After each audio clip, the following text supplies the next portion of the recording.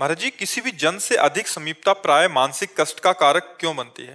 हाँ, क्योंकि ममता दुख का हेतु है। ममता दुख का हेतु किसी शरीर से क्या, अपने शरीर से ही। अपने शरीर से भी अधिक प्रेम करोगे तो तुम्हारे दुख का हेतु बनेगी, अगले जन्म का हेतु बन जाएगी। उपाय? भगवान से ममता। कोई उपाय बताइए। सबकी ममता ताग बटोरी, भगवान ही बोल रहे।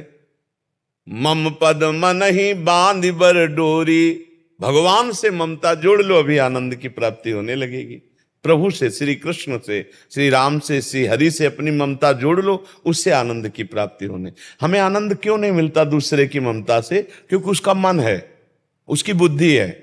और हम चाहते कि हम आपको प्यार करें तो आप मेरे मन के अनुसार चलें, आप मेरी बुद्धि के अनुसार चलें। नहीं, आपका भी मन है, आपकी भी बुद्धि है, तो थोड़े दिनों के बाद अपने अपने मन का रास्ता, तो फिर वो हमको दुख होता है कि हमने इसको इतना प्यार किया, हम इतना समर्पण हुए इसके लिए, लेकिन ये हमारे लिए कुछ नहीं। अपनी तरफ से इतना करे इंसान और उसके बाद आगे से ना मिले। हाँ, ना मिलेगा, नहीं मिलेगा, क्योंकि उसका भी मन है, उसकी भी बुद्धि है। समझ रहे ला?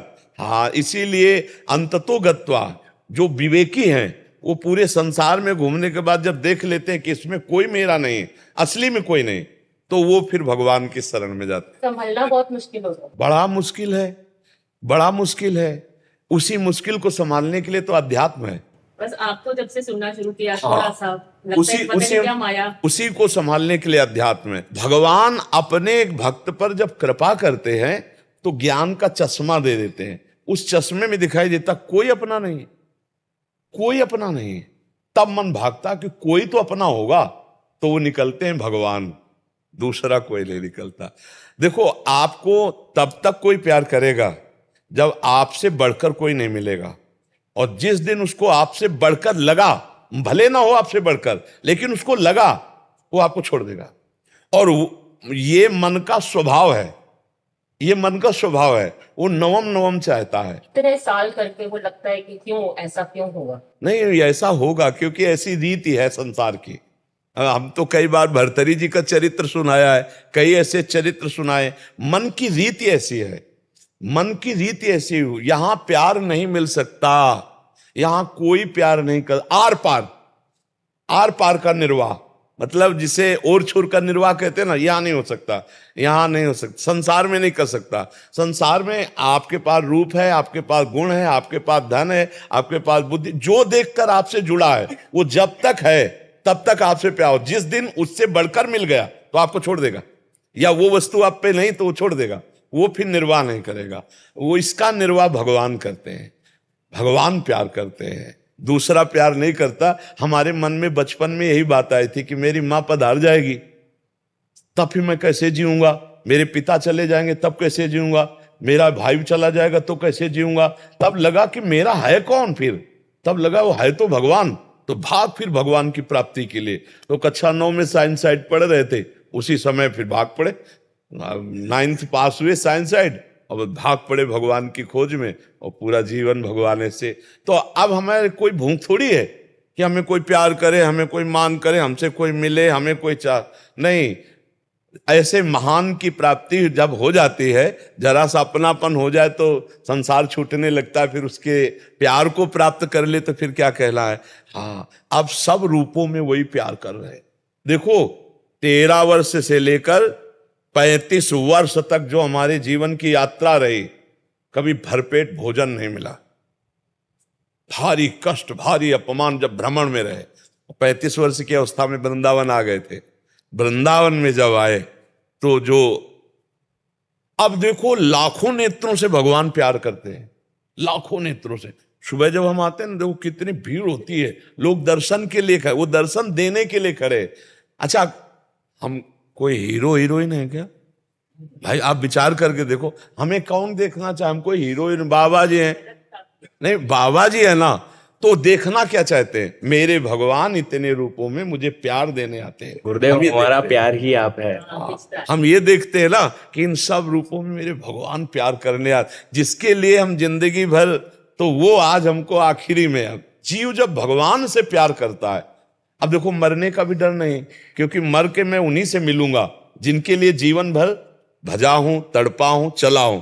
तो भला जैसे तुम 10 साल से इंतजार कर रहे हो किसी का और उसके मिलने का समय हो तो तुम्हें डर लगेगा क्या?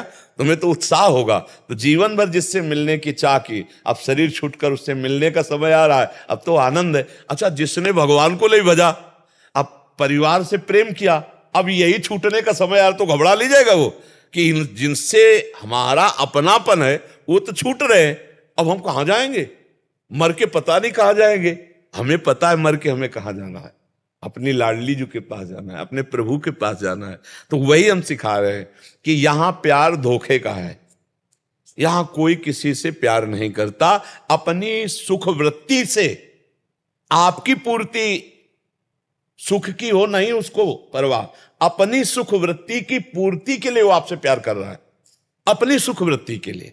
आप गौर से देखना, अपना मतलब निकल गया। बस बस। और ये जब बात आपको समझ में आ जाएगी कि मेरे से कोई प्यार नहीं करता, अब मैं उससे प्यार करूंगी जो सिर्फ मेरे से प्यार करता है, और वो भगवान है, वो सिर्फ भगवान है। पुनीत जी, करौली, राजस्थान से। राधे राधे महाराज जी, आपके चरणों में कोटि कोटि नमन। महाराज जी, मैं अपनी मनोदशा, आध्यात्मिक विकास तथा मानसिक शांति के लिए श्रीमद् भगवत गीता को पढ़ना चाहता हूँ, किंतु मुझे इसके नियमों का ज्ञान नहीं कि मैं इसको कैसे पढूं, क्या, क्योंकि कभी समझ नहीं है। वैसे पहले किसी संत से या भगवत प्रेमी भक्त से इसे सुनो बैठकर चुपचाप, और फिर स्वयं करोगे तो ज्यादा अनुभव होगा। आध्यात्मिक उन्नति के लिए, मन शांति के लिए प्रथम सुने भागवत भक्तमुख भगवत वाणी, भगवत वाणी गीता या भागवत, किसी भगवत प्रेमी महात्मा से सुने, ठीक है ना। अगर ऐसा अवसर नहीं मिल रहा तो पूज्य स्वामी श्री राम सुखदास जी द्वारा रचित बहुत सुंदर टीका की गई है, साधक संजीवनी नाम है उसका, वो खरीद लो और स्नान करके एकांत में पहले भगवान नाम जप करो और फिर पढ़ो अर्थ सहित। विस्तृत टीका है, फिर समझ में आ जाएगी। साधक संजीवनी टीका गीता पृष्ठ से मिल जाएगी, आप उसको खरीद लो। पूज्य स्वामी श्री राम सुखदास जी महाराज, नाम सुना होगा? नहीं सुना? हाँ, अभी नए जगत में आए हो तो नाम नहीं सुना। वो पधार चुके, अंतर ध्यान हो चुके, बड़े महापुरुष थे। गीता जी में ऐसी सुंदर टीका स्वामी जी महाराज ने की है, श्री स्वामी राम सुखदास जी ने, कि एक बार अगर ठीक से समझ कर पढ़ ले तो फिर और किसी टीका को पढ़ने की जरूरत ही नहीं पड़ेगी। बहुत सुंदर, विस्तृत, बढ़िया, आनंद में, मतलब जैसे नहीं कहते आनंद आ गया, रसोई चक्क बनी हो ना तो जैसे कहते आनंद आ गया, ऐसे स्वामी जी महाराज ने जो गीता जी की टीका की है, बिल्कुल सरल भाषा में दिव्यता खोल के रख दी गीता जी की। तो पहले तो नाम जप करो और किसी संत महाभागवत के मुख से गीता सुनो, और फिर एकांत में जब मनन करोगे तो ज्यादा लाभ मिलेगा। और गीता मनन करने के लिए सबसे पहला नियम है कि श्री कृष्ण भगवान को अपना मान ले, अपना स्वामी मान ले, मित्र मान ले, गुरु मान ले, सर्वस्व मान ले। यहीं से गीता जी प्रारंभ होती है, शिष्यस्तेहम साधिमाम प्रपन्नम, मैं आपका शिष्य हूँ, मैं आपकी शरण में हूँ। यहीं से भगवान गीता प्रकट करते हैं अपने श्रीमुख से। तो हम गीता का आनंद तभी ले सकते हैं जब भगवान को अपना माने। हे कृष्ण, हे करुणामय, आप ही हमारे गुरु हो, आप ही हमारे मित्र हो, आप ही हमारे पिता हो, आप ही हमारे सर्वस्व हो। और फिर गीता जी पढ़े कृष्ण के हो के, तब वो गीता समझ में आएगी। और वो अपने आनंद के लिए, अध्यात्म उन्नति के लिए, दूसरों को उपदेश देने के लिए नहीं, अपने अध्यात्म उन्नति के लिए, तब फिर गीता जी रंग, गीता का रंग आ गया तो फिर वो जीवन मुक्त कर देती है। गीता जीवन मुक्त कर देती है। समझ पा रहे? नाम जप करो, अच्छे आचरण करो, यही गीता जी की योग्यता है। मान लो बाहरी स्नान करके बैठ गए, फिर क्या है? बाहरी स्नान क्या है?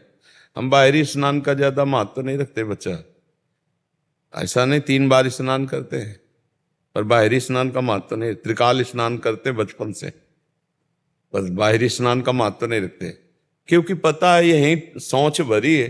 नहीं, शौच लघुशंका यही तो भरी, मूत्राशय मलाशय यही है। अब जैसे एक बढ़िया रेशम की थैली हो और उसमें शौच भर दी जाए और ऊपर से पैक कर दी जाए, अब आप उसको बढ़िया जल से धो लो, और अगर जिसको पता है इसमें शौच भरी है तो वो छूना चाहेगा क्या? लगेगा ना पवित्र है यार, तुम बाहर से 100 बार धो दो, है तो शौचा ही। तो एक चमड़ी का भर खेल है, नहीं है मलाशय मूत्राशय है, तो क्या पवित्रता? पवित्रता मन की, मन की पवित्रता। तन की पवित्रता तो चाहे जितना धो लो अपवित्र ही बना रहेगा।